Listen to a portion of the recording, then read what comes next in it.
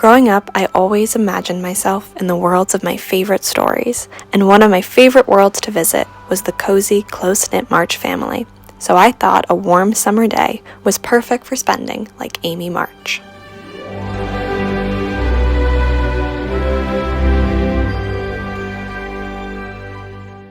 I started my morning by listening to the Little Women soundtrack to transport myself to the magical world of Orchard House. For skincare, I followed a recommendation from an 1851 guide, Rosewater and the Sweetness of a Happy Mind.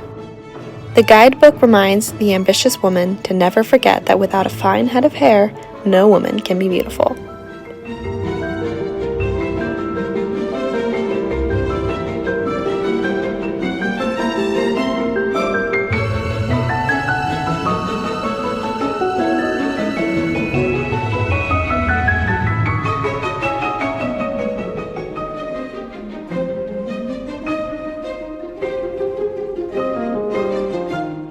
For breakfast, I made cheese and jam turnovers, a staple in the March household.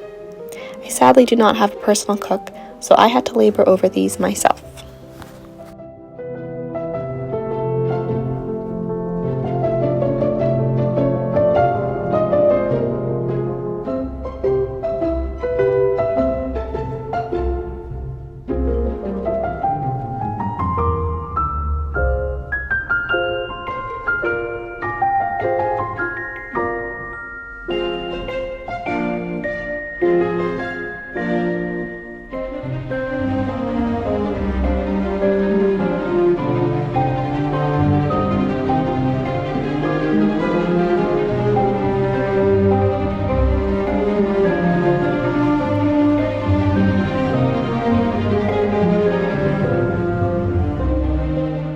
So today I'm going to the Crane Estate and the Arnold Arboretum because those were both filming locations for the 2019 adaptation, mostly Amy's scenes where she is in Paris. So basically I'm going to Paris.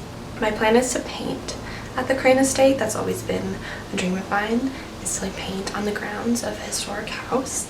So I'm bringing my paint by numbers kit. Amy is rolling in her grave, but it is a Monet.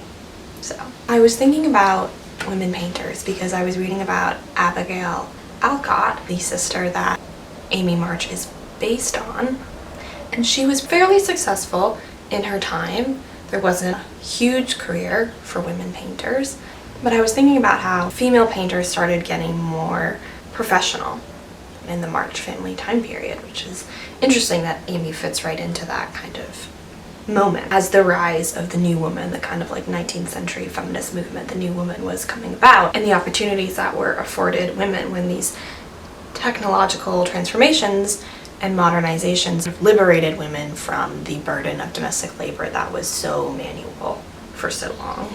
And the rise of the middle class and wage labor, and the fact that women could start to earn money more easily. And so women could suddenly have this kind of male bohemian artist lifestyle. They could have a fair amount of financial independence, and they could travel and go to parties and just live the single life. And I thought it was really interesting. I didn't even realize this, that Abigail March got married when she was 38 and her husband was 22. So changes the ending of the Amy Laurie a little bit. But there was this increasing acceptance of women in the public sphere, and in one of those spheres was the art world. And Abigail March herself traveled and trained in Rome and Paris and London. Her skill was in still life and copyist work, but she actually illustrated the first edition of Little Women. I don't know if that is out there, what I would do to get my hands on that. And she also started some art clubs, and that was a trend that started in the 19th century, that women were forming art associations and art clubs as spaces for women in this sphere. What it was making me think about was how the 19th century new woman is basically the equivalent of the modern girl boss, where independence was acceptable because men found it more attractive. It made her more physically attractive. She had a more open sexuality, just a better subject for the male gaze, and truly what more could you dream of? I think Amy really fits into the kind of girl boss mold. She is very explicit about her economic desires and her economic ambitions. And I like the way that Amy can fit into that, or the way that Amy can shine light on the way that we think about womanhood today and the way that we feel like economic power plays a role in the feminist movement of today. And I think Amy's really interesting because she does fit into this kind of girl boss mold. You could kind of see her as this influencer type if she were existing in 2024. But she has a really lovely character arc and a lovely growth. And she is kind of, like Meg, the kind of more material girls. And she gets money in the end, which Meg doesn't. But she does learn a degree of patience and groundedness, and I think outgrows some of the vanities in her life, or comes to realize the extent to which vanity can serve her. She's a really interesting example of how much we hate ambitious women who want things for themselves. And I'll talk more about that when I look at some of the adaptations, some of the versions and the way that Amy has been imagined over 200 years. But now I'm going to head to the Crane Estate, paint up a storm. We're going to go to the beach as well, where they filmed the picnic trip, and then head to the Arboretum for an evening stroll. Because what is one to do after a day of painting and picnicking and frolicking at the beach? One is to take a leisurely wooded stroll. Before, though, I do need to do my chores. Because, as Marmee says, make each day both useful and pleasant, and prove that you understand the worth of time by employing it well.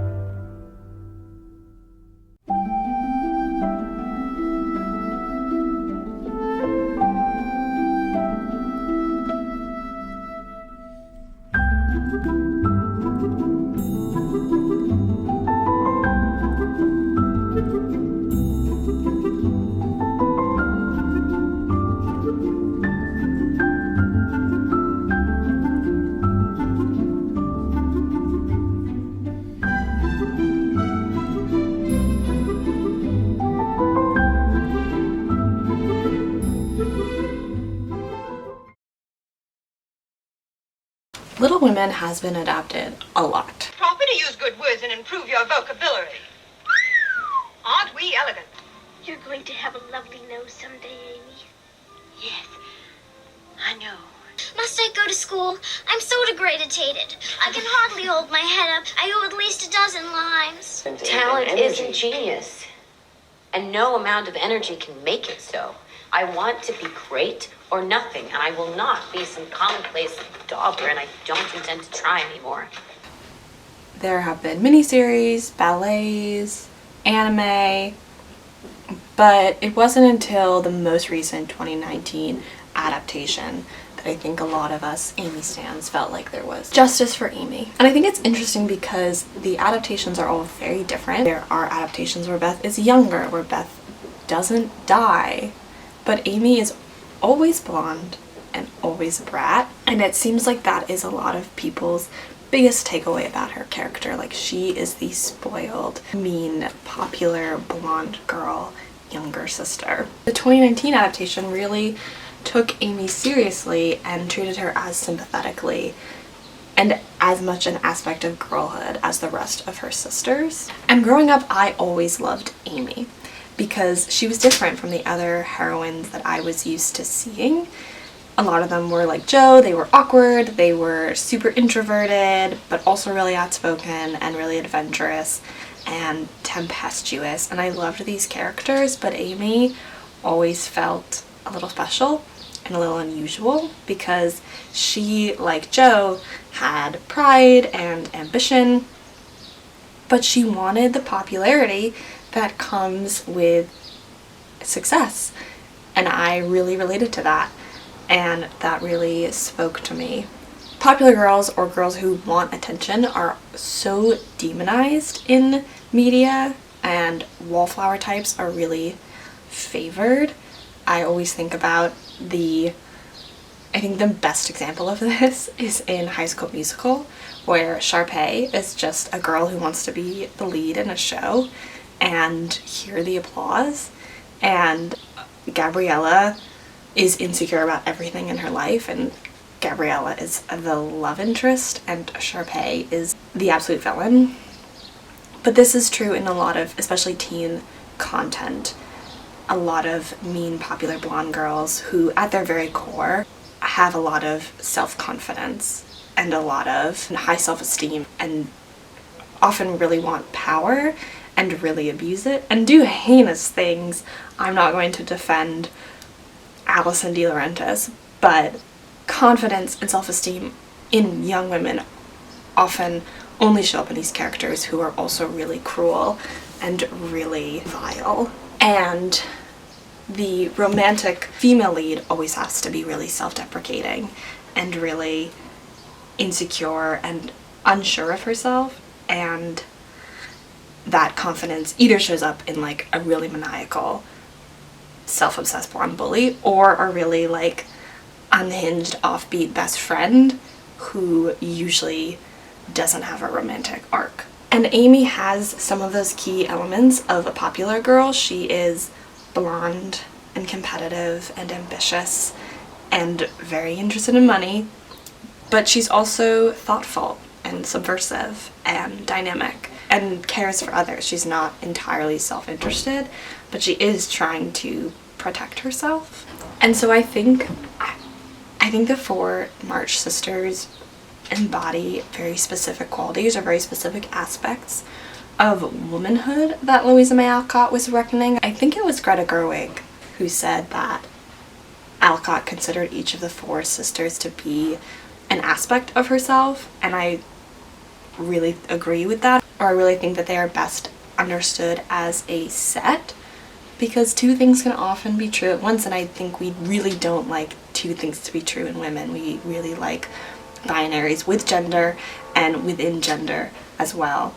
You are either an insecure wallflower or a overly confident bully, and we can at times feel weird and unsure of ourselves like Jo, and at others feel like the sparkling center of attention like Amy. I wanted to see that in women without it making them the worst person in the world, or making them really vapid or really lacking in depth or really superficial. That you could be good at that, and that could just be a skill. I think really my point is that Amy is a character who grows, and she definitely comes to value others' opinions and the kind of superficial or material ways of fitting in less, but also never sacrifices her ambition or her drive in order to make her into a smaller woman. And I think we really villainized certain qualities in women in order to keep them small. As a kid, having the character of Amy, the 19th century female painter, career woman, was really cool because in the novel itself, she is a valued, complicated, good person. I think we care too much about how women behave, and I appreciate the character that Alcott gave us and the complexity with which she represents somebody, a young girl, trying to figure it all out.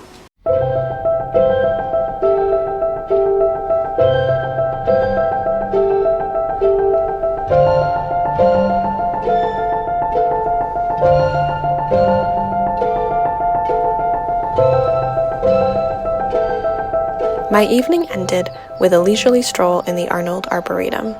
I really enjoyed my day as Amy March, the iconic 19th century girl boss, and I look forward to many more adventures this summer.